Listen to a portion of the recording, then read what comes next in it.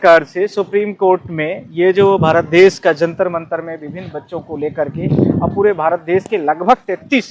जिलों में अलग अलग प्रकार से जो आंदोलन हो रहे थे उसकी सुनवाई आज स्टार्ट हो गई और सुप्रीम कोर्ट के चीफ जस्टिस ऑफ इंडिया ने उन विभिन्न पिटीशनों को भी लिया जिसमें हमारी भी पिटीशन थी और जो हमने लेटर पिटीशन दिया था आप लोगों को पता है लेटर पिटीशन उसके साथ में पिटीशन को भी सबको उन्होंने कल सुनवाई के लिए रख लिया है। चीफ जस्टिस ऑफ इंडिया ने यह एक आज स्पष्ट कर दिया है कि भारत देश में न्यायिक प्रणाली है और न्यायिक व्यवस्था रहेगी। अलग बात है कि फंडामेंटल राइट्स का यदि कोई भी वायलेशन किया है इसके सबूत और वो सारी चीज़ें जो हमने पेन ड्राइव में पेश की उनके खिलाफ FIR दर्ज करने के लिए जो हमारी याचिका है उस पर यह है कि जो दिल्ली पुलिस के विभिन्न लोग हैं, इसके साथ में विभिन्न स्टेट के जो लोग हैं, RAF के जो जवान हैं और इसी के साथ में जो आप लोगों ने देखा होगा CISF के भी जवान हैं, इन सब पर कानूनी कार्यवाही जरूर की जाएगी। इसके साथ में मैं आप लोगों से यह भी बोलना चाहता हूं कि भारत देश में जिस प्रकार से विभिन्न जगहों पर गोला बारूद जो आंसू गैस के गोले और पैलेट गन्स वगैरह यूज किए गए हैं, इसके साथ में आप लोगों ने देखा हो कि बिहार में AK-47 जो यूज किया गया है उसकी स्पेशल मेंशनिंग की गई है कोर्ट में कि उसको जो है तो ज़रूर ध्यान रखा जाए। इसके साथ में आपने देखा है कि दिल्ली में भी बहुत तरह के जिस प्रकार से चीज़ों का यूज किया गया है वह भी पूरी तरीके से बच्चों के खिलाफ में और RAF के जवानों की तब बुलाई हो जाती है जब भारत देश में पुलिस प्रशासनिक व्यवस्था कम हो जाती है या उनको कंट्रोल में वो सारी चीज़ें नहीं आ रही है या अत्यधिक बल की प्रयोग की आवश्यकता पड़ती है, तब ये सब चीज़ें होती हैं। मुझे लगता है कि honourable chief justice of India ने सब चीज़ों को लेते हुए और यह स्पष्ट कर दिया है कि कोई भी व्यक्ति इस प्रकार से आपराधिक प्रकरण करता है तो उनके खिलाफ में सख्त कार्रवाई की जाएगी। साथ ही साथ में आप लोगों को पता हो कि गाजियाबाद का एक लड़का जो जंतर मंतर में आए हुए थे बच्चे, उनको भी टैग किया गया था, उस पर भी बात की गई है और इसके खिलाफ में कल से भी सारी चीज़ें थी। हम लोगों ने भी ट्वीट करके बोला था कि यदि दिल्ली पुलिस या फिर उसके साथ में यूपी पुलिस इसमें कार्रवाई नहीं करती है तो हम लोग कल मेंशनिंग में इन सब मुद्दों को उठाएंगे। साथ ही साथ में बिहार में जो बल जो AK-47 चला रहा था उसके बारे में भी हम लोगों ने बोला हुआ था। हमने तो खासकर बोला था और रिट्वीट करके बोला था कि बिहार पुलिस इस चीज़ को ध्यान रखे, नहीं तो कल इस पर ज़रूर एक्शन होगा और आज किया गया हम लोगों के द्वारा। अब सवाल यह है कि किन किन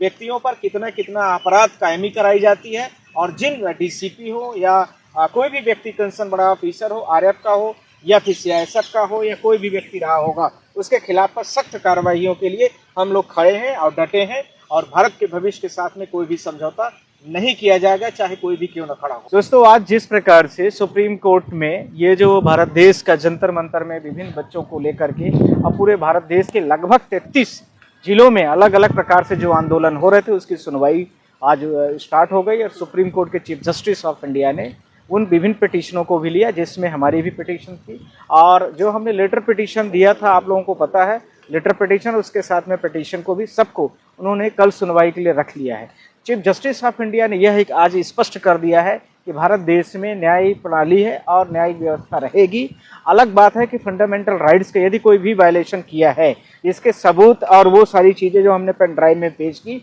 उनके खिलाफ FIR दर्ज करने के लिए जो हमारी याचिका है उस पर यह है कि जो दिल्ली पुलिस के विभिन्न लोग हैं, इसके साथ में विभिन्न स्टेट के जो लोग हैं, RAF के जो जवान हैं और इसी के साथ में जो आप लोगों ने देखा होगा CISF के भी जवान हैं, इन सब पर कानूनी कार्यवाही जरूर की जाएगी। इसके साथ में मैं आप लोगों से यह भी बोलना चाहता हूं कि भारत देश में जिस प्रकार से विभिन्न जगहों पर गोला बारूद जो आंसू गैस के गोले और पैलेट गन्स वगैरह यूज किए गए हैं, इसके साथ में आप लोगों ने देखा हो कि बिहार में AK-47 जो यूज किया गया है उसकी स्पेशल मेंशनिंग की गई है कोर्ट में कि उसको जो है तो ज़रूर ध्यान रखा जाए। इसके साथ में आपने देखा है कि दिल्ली में भी बहुत तरह के जिस प्रकार से चीज़ों का यूज किया गया है। अमित शाह का इस्तीफा के लिए प्रोटेस्ट हो रहा, आप बताइए जंतर मंतर पे जिस तरीके से बर्बरता हुआ जनता के साथ, युवाओं के साथ, छात्रों के साथ, और उसके बाद भी क्या बेशर्मी है अमित शाह का, प्रधानमंत्री मोदी का, कि मतलब एक जवाब दे ही नहीं दे रहे हैं कि आखिर ये इसका जिम्मेदार कौन है। और पार्लियामेंट में भी अमित शाह मोदी जी गायब रहे, पूरे 20-21 दिन पार्लियामेंट से चला। पार्लियामेंट में किस तरीके से विपक्ष नहीं चलने दे रहा, लोग हल्ला हंगामा कर रहे थे, लेकिन क्या हुआ, लास्ट दिन आए, लास्ट दिन क्या किया अमित शाह मोदी जी, वंदे मातरम हुआ, उसके बाद उठे सीधा चल दिए। ओम बिरला ने क्या बोले थे कि अमित शाह बात करना चाह रहे, लेकिन अमित शाह क्या बात की, अमित शाह से बात करना था तो आगे चाहिए था ना, जवाब देना चाहिए। अमित शाह ये डरपोक है, डर चुका देश की जनता, इसको छोड़ेगी नहीं, इस्तीफा लेके ही मानेगी। लेकिन वो इस्तीफा तो नहीं दे रहा ना जी इस्तीफा तो नहीं दे रहा ना नहीं देखिए नहीं दे रहे तो कब तक नहीं देंगे। आप देखिए धर्मेंद्र प्रधान का हुआ ना, अमित शाह का भी इस्तीफा होगा ही, क्योंकि ये अमित शाह सोच रहे हैं जो तानाशाही रवैया अपना रहे हैं कि हम जो चाहेंगे वही होगा वही करेंगे। ऐसा नहीं हो सकता। हमारे देश में लोकतंत्र संविधान से देश चलता है, लोकतंत्र का हत्या कर रहे हैं ये लोग। किस तरीका से मतलब समझ लीजिए कि छात्रों को ये जो तड़ी पार अमित शाह तड़ी पार करने वाला काम किए छात्रों के साथ, कितना बड़ा मतलब हत्या रहा काम है। आप बोलिए वायलेट गन चला, आंसू गैस गोला चला, लाठी चला,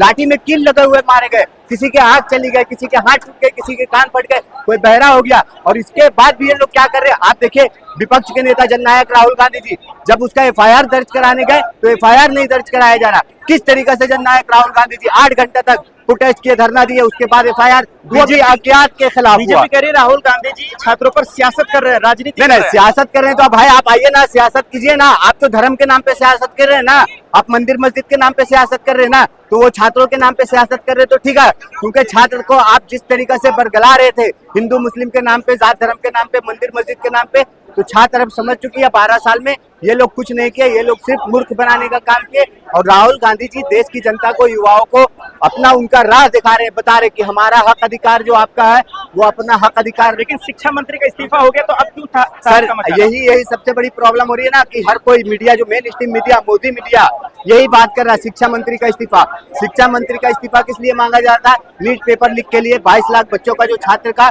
भविष्य खराब हुआ उसलिए। लेकिन अमित शाह का इस्तीफा क्यों मांगा जा रहा? अमित शाह ने जो तड़ी पार, अमित शाह ने हमारे देश के बच्चों को, युवाओं को तड़ी पार करने वाला काम किया। आज भी मालूम कितने युवा बच्चा जो छात्र थे जंतर मंतर पे, वो दर बदर भटक रहे, अपने घर नहीं जा रहे, किसी दोस्त यार कर कहीं परिवार के छिप पे रह रहे। क्यों? क्योंकि क्या पता कब पुलिस वाला आके उठा ले हमें। तो इसलिए किया जा रहा है। धर्मेंद्र प्रधान का इस्तीफा हुआ, अब अमित शाह का भी इस्तीफा चाहिए।